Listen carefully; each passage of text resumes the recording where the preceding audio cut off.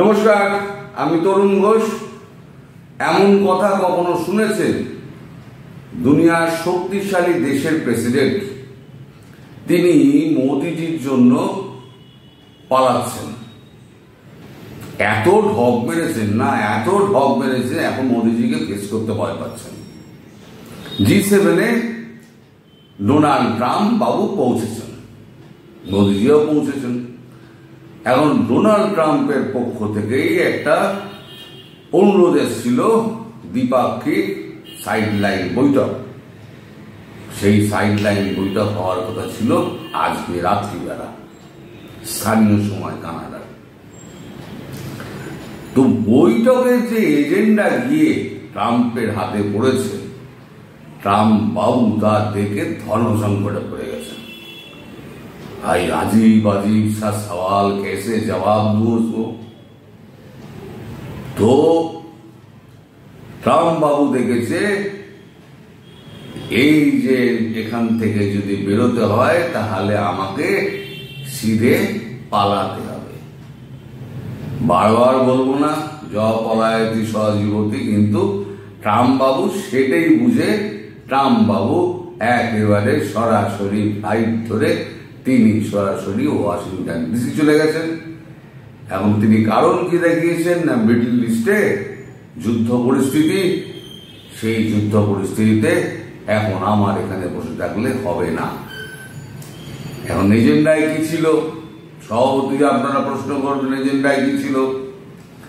সূত্র মারফত যেটা জানা যাচ্ছে, এজেন্ডায় প্রথম যেটা ছিল সেটা হচ্ছে ভারত বাংলাদেশ প্রসঙ্গ। সারা পৃথিবীর সামনে আপনি আমাকে বাংলাদেশের দায়িত্ব দিয়ে দিলেন, অথচ বাংলাদেশ সম্পর্কে আপনি টু শব্দটি করলেন না। বাংলাদেশের ডিপ স্টেট অ্যাক্টিভ আছে আপনি জেনে ডিপ স্টেটের সঙ্গে আপনি হাত মিলিয়ে দিলেন। তা হাত মেলান, তাতে আপত্তি নেই, কিন্তু আপনার দেশে যখন ইলিগাল ইমিগ্রেন্টস যখন আপনি ধরে হাত করা আর বেরি পড়িয়ে আপনি যখন বাইরে পাঠাচ্ছেন, সেটা হলো আপনার পক্ষে ঠিকঠাক যুক্তি।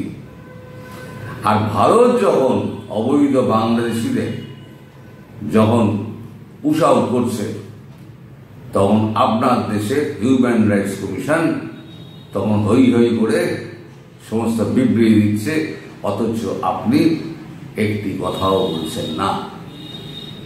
সেটা নিয়ে তো কিছু বলুন। আর বাংলাদেশের ব্যাপারে আপনি আমাকে যে দায়িত্ব দিয়েছিলেন, সে দায়িত্বের ব্যাপারে আপনি কতদূর কি ভাবছেন সেটাও পরিষ্কার করে পৃথিবীর সামনে ব্যাখ্যা করুন। এই তো গেল নাম্বার 1। নাম্বার 2 হলো আরো মারাত্মক।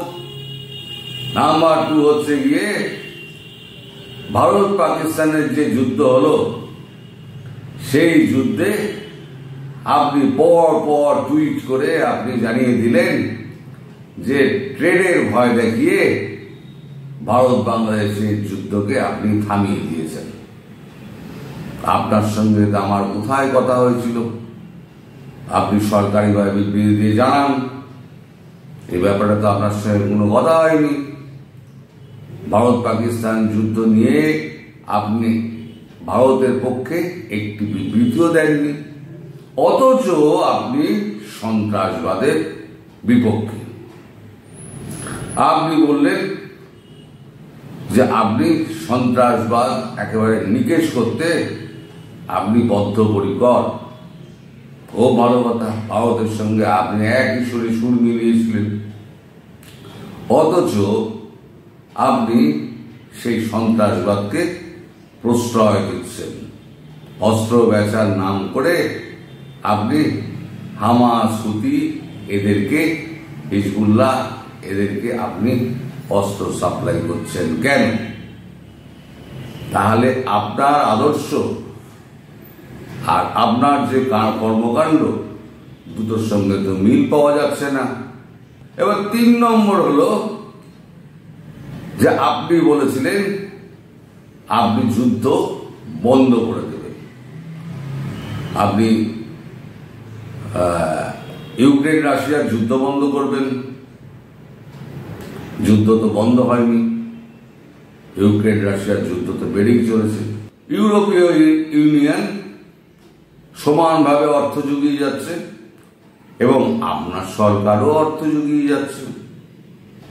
তাছাড়া এখন রাশিয়া এই ইরান এবং ইসরায়েলের সঙ্গে যে সংঘর্ষটা বাঁধছে, সেই সংঘর্ষে এবার আপনিও জড়িয়ে পড়তে যাচ্ছেন।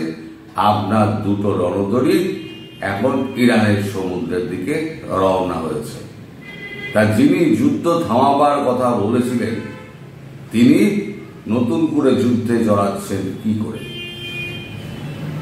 নাম্বার 4, সেটা হচ্ছে dose, department of government efficiency, যেটার কর্ণধার ছিলেন ইলন মাস্ক। তা আপনি আমাকে পরামর্শ দিয়েছিলেন যে ভারতবর্ষকে আরো শক্তিশালী অর্থনৈতিক দিক দিয়ে করতে গেলে আপনাকে ডোজের মারফত করতে হবে। ডোজ যেভাবে করেছে, Elon Musk is a genius man. এবার আপনি আমাকে ইলন মাস্কের সঙ্গে একটা বৈঠকের ব্যবস্থা করে দিন। আমি একটুখানি তার কাছ থেকে ডোজের ব্যাপারটা একটু জানবো এবং ইমপ্লিমেন্ট কি করে করা যায় সেই ব্যবস্থাটা আমি করব। ট্রাম্প বাবু এরকম 4-6খানা এরকম পরপর প্রস্তাব দেখে, এজেন্ডা দেখে ট্রাম্প বাবু গেছেন বেজায় খাবড়ে। ট্রাম্প বাবু বলছেন, আমি যদি এই প্রশ্নের মুখোমুখি হই তাহলে তো আমি তো কোনো উত্তর দিতে পারবো না, কারণ ভারত পাকিস্তান যুদ্ধে ভারত তো কখনো বলেনি আমায়, আর ভারতের সঙ্গে আমার কোনো কথা হয়নি। আমি ব্যাপারটা পুরো ভুল মেরে দিয়েছিলাম। এখন ভুলটা এখন জনসমুদ্রের সমক্ষে এসে পড়বে, তাহলে আমার মান ইজ্জত যতটুকু আছে ততটুকুও যাবে। ডোজ নিয়ে তো ইলন মাস্কের সঙ্গে আমার কুত্তা বিল্লির লড়াই হচ্ছে। সেই কুত্তা বিল্লির লড়াই যদি এখন মিডিয়ার সামনে, বিশ্ব মিডিয়ার সামনে চলে আসে, এখন মোদিজি যদি কিছু বলে দেন তাহলে পরে তো আরো মুশকিল। বাংলাদেশ নিয়ে সত্যিই তো আমি বলেছিলাম, অবশ্য বাংলাদেশের ব্যাপারে আমি এখন মুখে আঙুল দিয়ে বসে আছি। অবশ্য ভারতকে গাছে তুলে দিয়ে আমি মইটা কেড়ে নিয়েছিলাম, আমি তো উত্তর দিতে পারবো না। আর যুদ্ধ বিরতির ব্যাপারটা সে তো আমার হাতে নেই, সে তো আমার কথা কেউ শুনছে না। কিন্তু আমি দুনিয়ার বৃহত্তম শক্তিশালী দেশের আমি একজন প্রেসিডেন্ট, আমার কথা শুনছে না, এই কথাটা আমি পাবলিকলি বলি কি করে? সে তো আরো এক সমস্যা। এদিকে আবার ইরান আমার এমবেসিতে বোমা ফেলে দিয়েছি, ইসরায়েলের এমবেসিতে। ইসরায়েলে যে আমেরিকান এমবেসি আছে সেখানে বোমা মেরে দিয়েছে। আমি আগেই হুঙ্কার মেরে দিয়েছিলাম, আমার গায়ে যদি হাত পড়ে তাহলে আমি ছাড়বো না, এখন আমাকে তো হাত দিতেই হবে।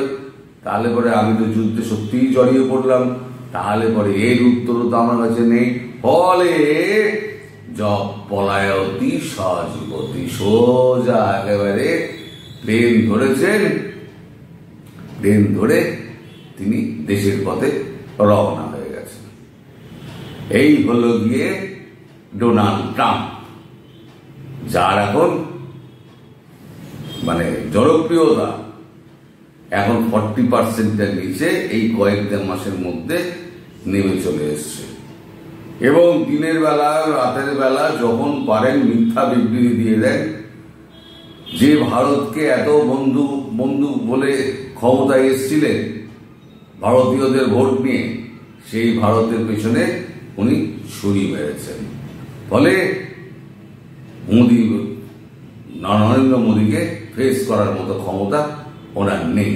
তাই উনি দেশের পথে ফিরে যাওয়াটাকে শ্রেয় বলে মনে করেছেন এবং কানাডা থেকে রওনা দিয়ে দিয়েছেন, এমন খবরও নিশ্চিতভাবে পাওয়া যাচ্ছে। এইগুলো গিয়ে বর্তমান পরিস্থিতি, বর্তমান প্রেক্ষাপট।